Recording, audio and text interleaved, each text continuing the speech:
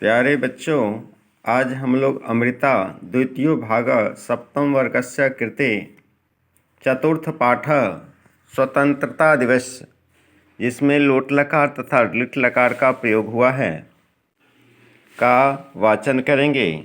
इससे पहले इस पाठ के संबंध में कुछ बात जान लें कि शताब्दियों की राजनीतिक दास्ता से मुक्त होकर हमारा देश 15 अगस्त 1947 के दिन स्वतंत्र हुआ और इस दिवस का महत्व भारतवर्ष के लिए बहुत अधिक है।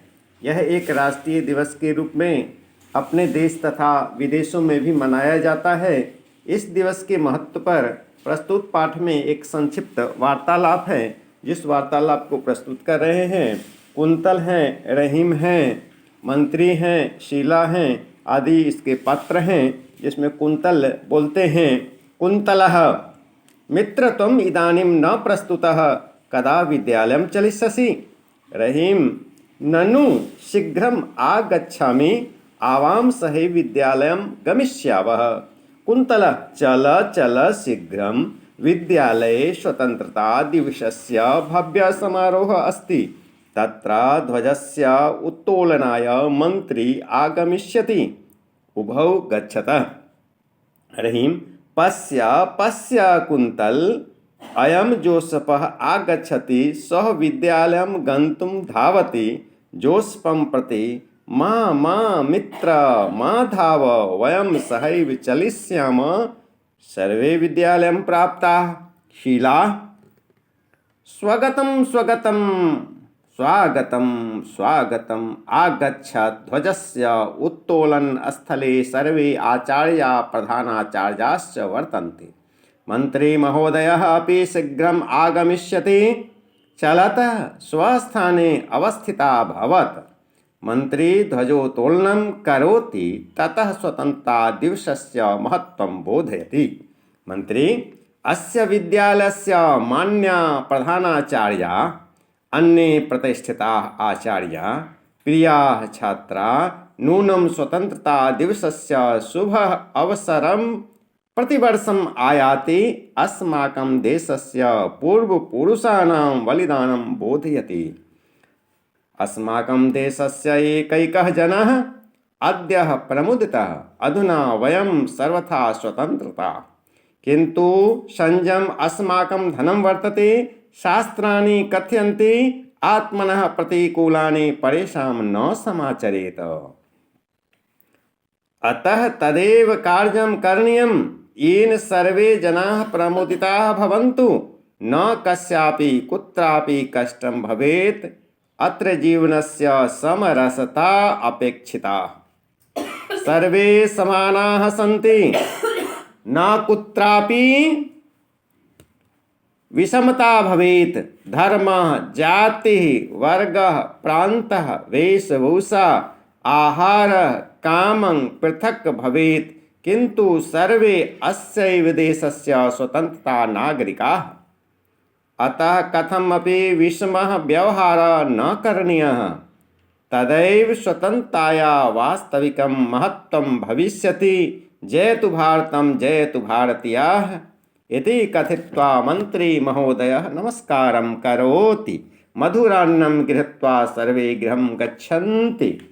इस प्रकार इस पाठ में जो व्याकरण है उसे संबंधित बात लोट लकार, जिसको इम्परेटिव मूड बोलते हैं, संस्कृत में अनुज्ञा की दशा मूड बताने के लिए लोट लकार का प्रयोग होता है। जैसे स पठतु, वह पढ़े, त्वं पठ, तुम पढ़ो, अहम पठामि, मैं पढ़ूँ, यूयं लिखत, तुम सब लिखो, बालकाः धावन्तु, लड़के दौड़ें, वयं वदेम, हम बोले।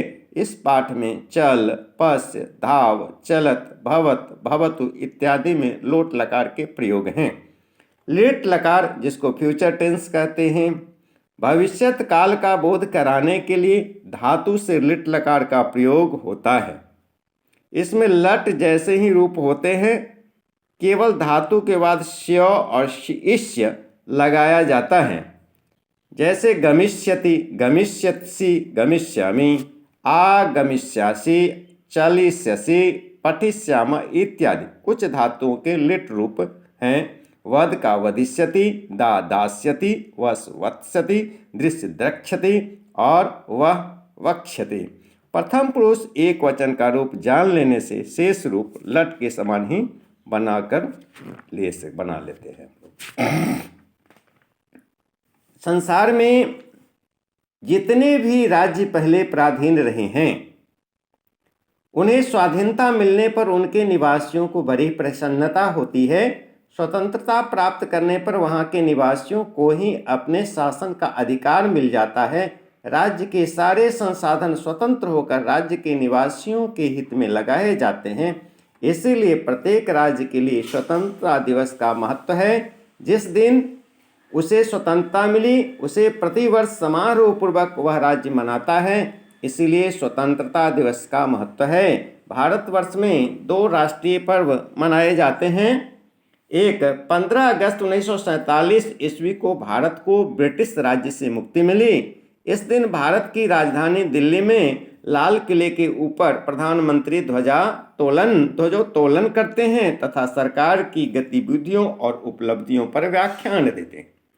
अन्य राज्यों में वहां के मुख्यमंत्री तथा शैक्षणिक संस्थाओं में कई गण्यमान्य व्यक्ति झंडा फहराते हैं और स्वतंत्रता का महत्व बतलाते हैं। दूसरा है 26 जनवरी 1950 ईस्वी को भारत का संविधान लागू हुआ था। अतः प्रतिवर्ष इस दिन को गणतंत्र दिवस के रूप में आयोजित किया जाता है। राजधानी दिल्ली में इस दिन भारत के राष्ट्रपति राष्ट्रध्वज की वंदना करते हैं तथा तीनों सेनाओं स्थल, जल, वायु की परेड की सलामी लेते हैं। और इसके अतिरिक्त देश के विभिन्न राज्यों की झांकियां भी निकाली जाती है। इसी प्रकार विभिन्न राज्यों की राजधानियों में वहां के राज्यपाल इसी प्रकार के परेड की सलामी लेते हैं तथा विभिन्न राज्य के विभागों की झांकियां भी प्रदर्शित की जाती है। ये दोनों हमारे आदरणीय राष्ट्रीय पर्व हैं। प्रत्येक नागरिक को इनका सम्मान करना चाहिए तथा राष्ट्रीय ध्वज के प्रति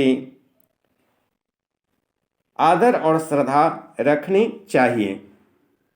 भारतीय स्वतंत्रता के विभिन्न पक्षों को मनोरंजक और रोमांचक रूप से प्रस्तुत करने वाले चलचित्र इस अवसर पर दूरदर्शन से प्रसारित किए जाते हैं। विद्यालयों में भी ऐसे चलचित्र दिखाए जाते हैं। फिल्म निर्माताओं ने बड़े परिश्रम से अनेक फिल्मों का निर्माण समय समय पर किया है। उन्हें भारतीय सिनेमा प्रेमियों से प्रशंसा भी मिली है। कुछ फिल्में इस प्रकार है: जागृति, हकीकत, नया दौर, उपकार, गांधी, क्रांति, the legend of Bhagat Singh इत्यादि। इनमें से कुछ फिल्मों को छात्रों ने देखा भी होगा। अपने स्मरण से देखी हुई फिल्म का कथानक छात्र लिख सकते हैं। उनके गुण दोष पर वे अपने विचार भी प्रकट कर सकते हैं। धन्यवाद। अगला जो पाठ है वह है पंचमः पाठ, प्रहेलिकाः संधि। सभी भाषाओं में बौद्धिक विकास के लिए पहेलियों की परंपरा रही है। संस्कृत में भी अनेक पहेलियाँ प्राचीन काल से प्रचलित रही है और आज भी जोड़ी जा रही है। इनसे श्रोताओं का बौद्धिक व्यायाम होता है। पत्र पत्रिकाओं में भी नई नई पहेलियाँ दी जाती है। प्रस्तुत पाठ में ऐसी 5 पहेलियाँ पद्यबद्ध रूप में दी गई है जिनसे पाठकों का मनोरंजन होगा। पहला है: अपदो दूरगामी च साक्षरो न च पंडितः अमुखः अस्फुटवक्ता च यो जानाति स पंडितः। दूसरा है: न तस्यादि न तस्यान्तं मध्ये यस्तस्य तिष्ठति ममाप्यस्ति तवाप्यस्ति यदि जानासि तदवद। तीसरा है: नान्नं फलं वा खादामि न पीवामि जलं क्वचित् चलामि दिवसे रात्रौ समयं बोधयामि च। अगला है चौथा: मुखम कृष्णं वपु क्षीणं मंजूषायां च संवृतं घर्षणं मे दह्यासु रसवत्यां वसाम्यहम्। पांचवा है: तिष्ठामि पादेन वको न पंगु दाता फलानां न कृतिर्न यत्नः मौनेन जीवामि मुनिर्न मूकः सेव्यो अस्मि कोऽहं नृपतिर्न देवः। इस प्रकार 5 पढ़े लिखा है। और आगे जानने की बात यह भी है कि संसार की सभी भाषाओं में बौद्धिक व्यायाम के लिए पहेलियां बहुत दिनों से प्रचलित है। एक पीढ़ी से दूसरी पीढ़ी में ये पहेलियां चलती जाती हैं। इन्हें मनोरंजन का भी एक साधन बनाया गया है। भारतीय भाषाओं में सबसे प्राचीन संस्कृत में पद्यात्मक पहेलियों की बहुत बड़ी संख्या मिलती है। इनका उत्तर खोजने में श्रोताओं को बहुत अधिक माथापच्ची करनी पड़ती है, किंतु बौद्धिक विकास के लिए ये आवश्यक भी हैं। यहाँ कुछ अतिरिक्त पहेलियाँ दी जाती हैं, जैसे सुप्तो अपि नेत्रे न निमीलयामि जलस्य मध्ये निवसामि नित्यं स्वजाति जीवा मम भोजनानि वदन्तु मान्या मम नामधेयम्। अर्थात सोते हुए भी मैं अपनी आंखें नहीं बंद करता, मैं सदा जल में रहता हूँ, अपनी जाति के जीवों को ही खाता हूँ। क्या आप मेरा नाम बतलाएंगे? मैं मत्स्य अर्थात मछली हूँ। दूसरा है वृक्षाग्रवासी न च पक्षीराज त्रिनेत्रधारी न च शूलपाणी त्वग वस्त्रधारी न च सिद्धयोगी जलं न बिभन्न बिभ्रन्न घटो न मेघ। अर्थात वृक्ष के ऊपर रहता हूँ किंतु पक्षीराज गरुड़ नहीं हूँ, मेरी 3 आंखें हैं किंतु शिव नहीं हूँ, छाल का वस्त्र मेरे ऊपर है किंतु मैं सिद्ध योगी नहीं हूँ, जल धारण करते हुए भी न मैं घड़ा हूँ और न मेघ। सोचिए मैं कौन हूँ? मैं नारियल का फल हूँ। तीसरा है एक चक्षुर्न काकोयम बिलमिक्षन्न न पन्नगः क्षीयते वर्ध्यते चैव न समुद्रो न चंद्रमा। अर्थात इसकी एक आंख है किंतु कौवा नहीं है, सदा बिल में जाना चाहता है किंतु सांप नहीं है, सदा घटता बढ़ता है किंतु समुद्र न समुद्र है और न चंद्रमा। बताए यह क्या है? यह कपड़ा सिलने वाली सुई है। धन्यवाद।